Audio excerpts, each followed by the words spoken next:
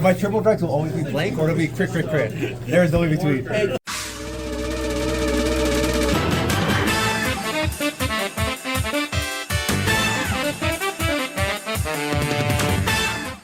Hey everyone, this is Curb and I bring you another standard match. Today we have Wilista on the left, once again the same player that we saw in the Gandiva video, and on the right we have my teammate Joshua playing Chronojet, because what else does this man play? Anyways, we do see the very classic and very fair Chronojet draw 3 by discarding Lemaine. And then of course calling down a Zargon, kind of putting some on-hit pressure there with the Zargon, putting the Chronodran back into the soul. Normally you'd be able to get like 2 cards into the soul, but in this case you only have 1, so whatever. You still push the damage, making an unguardable attack there. I mean, you could 1 to passive, that's not really great. We do see a defensive critical trigger there, but of course it's not really going to matter because we didn't actually call anything to the other front row rear guards. We see Wilista doing what it does best, just riding up into the grade 2, searching out the gem order. And then, of course, we probably are just going to be playing it, giving 5k to the Vanguard, making it pretty much unguardable, as well as, you know, drawing 2 cards, which is, I hear, pretty good. Going to be using the skill there of both the Crossing Lumerays and then the grade 2 Wilista. Going to let us draw a total of 2 cards, and then the order is, of course, going to be going into the soul. Now, if we had a Ramona here, that would be a pretty good follow-up, but looks like we do actually have it in addition to a Yuika. Going to be calling it down for a little bit of guaranteed early game aggression. I mean, Ramona does already hit over defensive, but putting the Yuika makes it that much more difficult to guard. We don't see a defensive from the first trigger, but we do see one coming out from the second one, but of course it is not going to be mattering because Chronojet is at 2, discarding another Lemaine to Soul Blast and then bot deck to draw another card. So Chronojet over here not really losing any hand advantage with a massive hand there. We've only called one thing. Looks like we did actually use the Yuika skill to bounce back the Ramona. Debatable tactic. I mean, you don't really need to use it because, like, you know, Ramona is still an intercept and you are kind of minusing 1 in shield. But what I've noticed with new Wilista post the ban list, that you tend to have a lot of excess soul thanks to Trixie. So actually just using it right now and, you know, keeping it for next turn, even though I think we drove check 1 on our drive check, is, I guess, unnecessary, but, you know, it's not really going to make a huge difference in the long run. We do see the GG coming on down, using the order in order to give the GG a 5k, and then of course this grade 1 is also going to be getting an extra 5k thanks to the fact that we did actually play an order this turn. So swinging the Vanguard with the Zargon, putting 2 cards into soul, hitting into defensive, but unfortunately this other column still is at 26, meaning that does hit over a defensive. So we're just going to be eating that attack and going to 3. Now this does kind of damage deny Chronojet, but at the same time, Chronojet is definitely one of those timer decks where the longer you let them play the game, the more difficult it is for you to survive and to actually win. So you do want to actually kill Chronojet as quickly as possible, and kind of denying those heals can be a way to do that.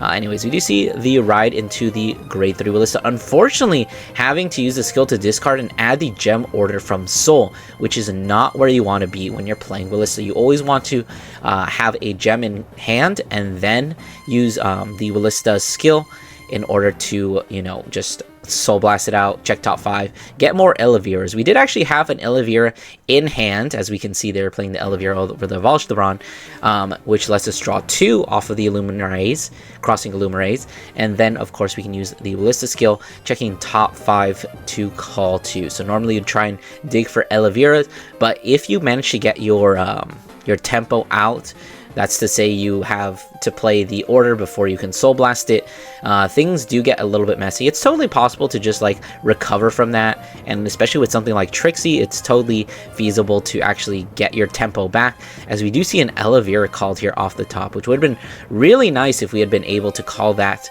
before we played the Crossing Illumerays. I guess we're probably just deciding on where we want to put the Elevira. Perfectly fine putting it in the middle. If we have an Ophelia, I personally don't mind putting Eleviras back to the deck, and it looks like we're actually only going to call 1 unit off of the Wilista, which is actually very unfortunate. Wilista with the ban list hit is not really a deck that can afford to lose out on any shred of advantage. Before it was fine because you could be a super tanky deck, but nowadays you do kind of need every single card that you can spare. It looks like we do see the Trixie being called here, probably thinking about whether we want to use the skill that would give us an extra soul. Looks like we're just going to be calling it behind the elevator, using this skill to put a Ramona into the soul, checking the top 5 cards of the deck for any copies of Wilista. Looks like we do actually have a add of 2. We have the base Wilista as well as the new Wilista, the Festa Magical.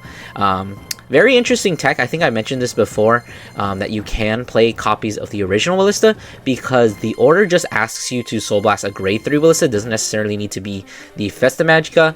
And also it is technically another copy of Persona Ride, although if you have to Persona Ride into it, you're not really in the greatest situation. Because you're just losing out on so much. Anyways, going to be swinging at the Vanguard. Going to be hit with a PG because that swing is just way too big, being a 41. And now this other column is still swinging just for 21. Going to be guarded. Oh, it looks like it went towards the rear guard, which is definitely interesting. I think you do need to try and push as hard as possible against the Vanguard in these situations. And honestly, I think GG is the bigger threat than that 13k booster. But, you know, it is what it is. One thing I don't really like about Trixie is that she, like so many good cards, are locked behind your opponent being grade 3. So normally she's a 15k attacker, but that only works if the opponent is on grade 3. Which I feel like there's so many effects that are restricted to your opponent being grade 3 that kind of just like make decks worse, when there are other decks that are literally doing like much better things and are not grade locked, which is, I don't know, I guess that's my small rant about the design of standard. For some nations are definitely favored over other nations. But yeah, let's get back into the match. We do see the stride into the Fate Rider, probably thinking about whether we want to use the Chronojet skill. We do only have one open CB, so that's probably going to be a no on that. We do actually have access to Cat, which is a form of countercharge, but looks like we just play the order, giving the 5k to that grade 1. Oh, we don't have an upstream, so that's kind of unfortunate. That means that this attack is not really going to be the strongest, even though this grade 1 is swinging for a nice 18k attack, which is definitely one of the benefits of the order build for Chronojet, where you can just get really annoying numbers like this 10k guard. Anyway, swinging the Fate Rider, going to be time leaping it into that upstream, allowing us to, you know, get a booster for GG. But of course, we would prefer to have, you know, swung with an upstream before. Looks like this Fate Rider is going to be getting PG'd. We did actually hit into defensive front trigger there, so that's going to make these other 2 attacks that much easier to guard, depending on what triggers get flipped over during this triple drive. But we should be in pretty good waters here. I mean, that upstream, the GG is only at 13 at the moment. She would need a 13k booster in order to actually make her hit the Vanguard at this point. And then the upstream is only swinging for, what is that? 15, 20, and then another 5, 25. So it does actually hit the Vanguard. Triple drive is going to be that Cat draw trigger as well as a PG there. So giving the power to the GG, making her 23. Going to be swinging that upstream for 25. This is just a 5k guard, which should be fairly easy to guard, but I think I've said this a few times, you kind of don't want to lose out your pieces. But that Trixie there being a nice intercept is very good. It clears up your front row for basically any other pieces, like any Ophelias, Ramonas, and it just basically gives you that free guard there. We do see the GG coming on down here, probably going to be using its skill to Soul Blast 2 and then give it another 5k and then draw a card as well, making this a 36k column, which is definitely a respectable number thanks to that defensive trigger. But of course, that is just going to be a 15k guard, pretty easy. There's no real reason to go to 5 in this instance, I think. And if we have the 15k, we just kind of commit it like we see there. So just guarding with the trigger there. Looks like Chronojet's going to be adding the order card back during the end phase, discarding a copy of the Zargon to add the order back to hand. Like I said in my deck profile, it is just extra stride fodder, and overall it's just a pretty decent card in most decks. I wish I could say the same about Ketter's order that it searches, but anyways, I digress. We do see Wilista starting off with a Persona Ride, so definitely looking to push a lot of damage this turn. We start off with the gem order with the 2 Elevators on the board. That is going to mean a total of 3 cards drawn. But unfortunately, I will say that this has to be your sprint to the finish. You need to be able to put your opponent in a position where your next turn you can actually close things out. If you can't really push Chronojet to 4 this turn, or at least 4 or 5, then you really don't stand a chance of living or of closing things out during your next turn. If you don't close things out during your next turn, it is pretty much over, because at that point Chronojet has plus 25 to the front row, and that is something that is very difficult to guard against, especially during the late stages of the game. So we do see an affiliate coming on down here, being called out from the top 5, and looks like we whiffed again. I think the affiliate was the only card that was called off of the top 5, but of course Yuka is going to get another 5k. The Vanguard also getting her 15k, making her big as F. Using the Trixie skill here again, checking the top 5 for another copy of Persona Ride. Looks like we are going to be whiffing on that, but it's not a total loss. We do get an extra soul, meaning that it is easier to use Yuika, and of course we do actually get to draw in order to replace it. Looks like we drew into a Crossing Illumeraze there, so looks like with the Trixie, I think she put in a Crossing Illumeraze too, so we should be able to get our tempo back as we swing the Ophelia for 23. Unfortunately, without Volge LeBron, these are just not as good numbers, swinging a 23 and a 25 each one, just taking a 15k guard. Now, that is kind of unfortunate that we couldn't push any damage here, but of course, we do have to be able to we do have the next swings, which are going to be that much stronger. The Vanguard gets PG'd, so deeply unfortunate that we weren't able to basically push any damage with our first 3 attacks, and now we only have 2 more attacks left. Now, the affiliate is going to be pretty big, and then, of course, this Trixie is still hitting for a 33, so these do both hit over defensives, but it's super easy for Chronojet to just take these 2 attacks, not worry about guarding any of these, and then get pushed to 4. Yeah, so there we go. Even getting a defensive there at the last minute, though it doesn't really matter. Looks like we are going to be using the Yuika skill to bounce back the Ophelia. Definitely makes sense in this situation. You don't want Ophelia to get bot decked, because she is going to be extremely vital if you want to be able to close things out next turn. Now, it is definitely feasible that Jet will be able to finish things off, or that Wilista will be able to finish things off during the next turn, but at the same time, you know, we still have to endure this turn. We only have one damage we can take, 1 damage leeway, I guess is the term. We do see Chronojet, you know, using the Stride skill to bot deck the Elevira, meaning that we are going to be drawing that many fewer cards. We did also get rid of the other Elevira that we put in the back row middle with the Ophelia, meaning we don't actually have any left. But with the Crossing Illumeraze in the soul, we should still be able to get our tempo back, because we can search first and then play the gem order. We do see the the order played there, giving the 5k to the GG in the back row. This first GG swinging for a 18. A very cringe number, and I understand why you would not want to guard that, because it's like you're going to be over guarding it anyway. So you might as well kind of hope for a defensive. But unfortunately, a defensive is not what we see here, as the GG does get time leap into an upstream, give an extra 15k to the other upstream.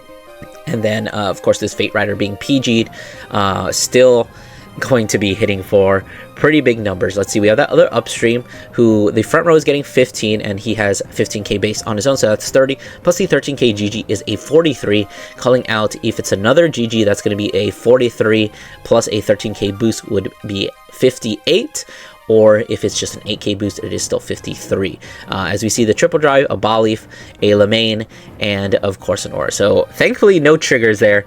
Like my friend Joshua said, he either gets a nothing or he gets triple trigger. This 43 coming out here, very nice magic number.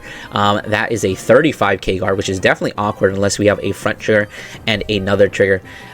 This is another reason why you don't take the early attacks. If we had been able to just take this attack, we would have probably been in a much bigger situation, but now we do have to commit at least 3 cards from hand, or at least, you know, 3 from board, getting rid of the Trixie as well as another 15k guard. I think that if we had just guarded the other one, like even intercepting with the Trixie and guarding another 5k, if we had guarded that first one, we would have been able to take this one, conserve those 3 cards in hand, and then I guess we could figure out what we would do here. But of course, this is a really big swing. 58 is massive. We also could have taken this one, but I do see the rationale for taking the first one. You don't know if these last two attacks are going to have a crit on them, and if God forbid there were double crit there, you would have had to guard both of these attacks with giving up that extra 10k during the early game. So we do see the Lemaine discard in order to add the order back, and of course Chronojet is ending with a ton of cards in hand, meaning that this is kind of the make or break turn for Wilista. And of course all good turns start off with a Persona Ride, so we're looking pretty good, I would say, so far. And as long as we have like all of our pieces, we should actually be able to close things out. But don't underestimate Chronojet. There are a lot of cards in that hand, a lot of cards with shield value, and of course a couple that don't. We did see that ball on the drive check, and I think we still have at least one PG that we didn't use last turn.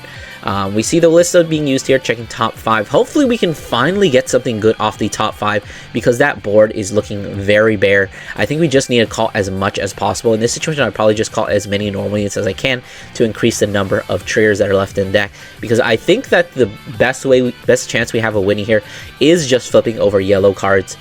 We see a Ramona and an Elvira call, so pretty good columns in this situation. Of course, you could getting her natural +5. And then, of course, we have the Elvira there. Unfortunately, it looks like we don't have another one. So we just call another Yuika and then an Ophelia. So we do have a very good board here. Playing the Order, which gives Ramon an extra 10k, drawing 2 cards, and then Vanguard getting another 5k. So we've got a very good ideal board here. So maybe we have a chance of closing things out. So we're going to be 23 at the Vanguard. Probably either we guard this or we bank on a defensive, but it looks like we're going to be guarding with a 5k. Looks like we need 10k more in order to actually guard this. Intercepting with the upstream, it is pretty debatable whether we guard this or not, because looks like we don't actually have that many triggers.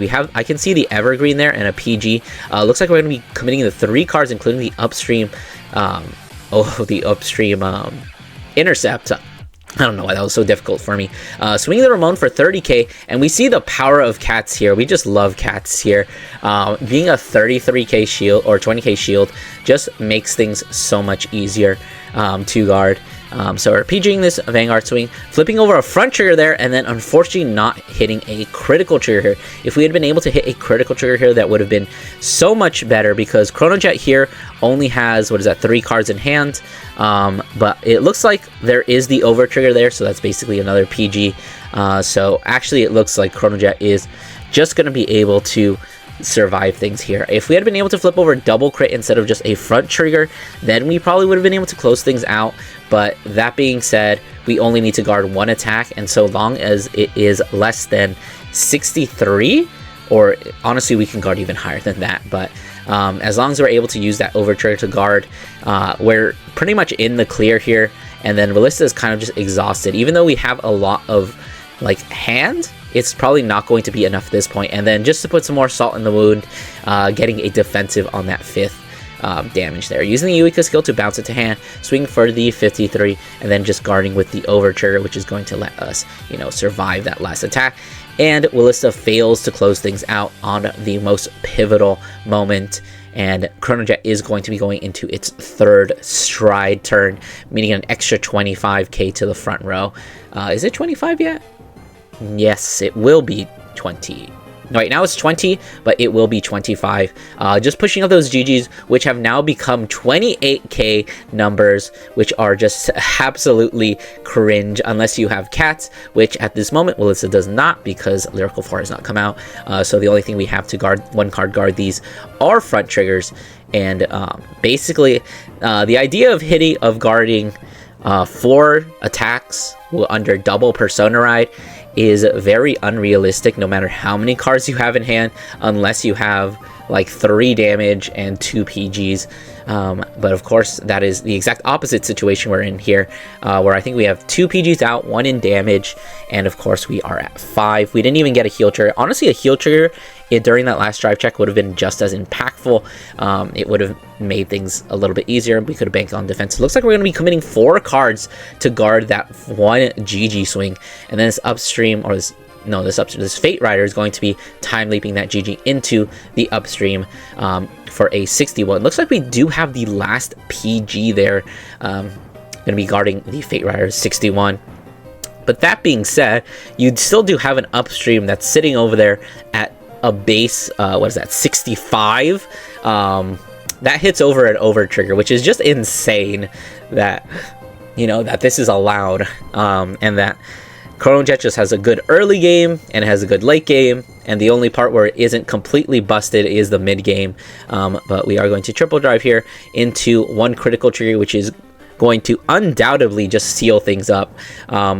Honestly, that upstream doesn't even need that much power left, so we're probably just giving the power to the GG and then probably the critical to the upstream because, it's already hitting for 65. And, Wilista only has 3 cards in hand, so the only way out of this is a double healture, which looks like is not going to happen. So that is going to be the end of the match. I hope you guys enjoyed. Don't forget to do those YouTube things, like, comment, subscribe, and I'll see you guys in the next one.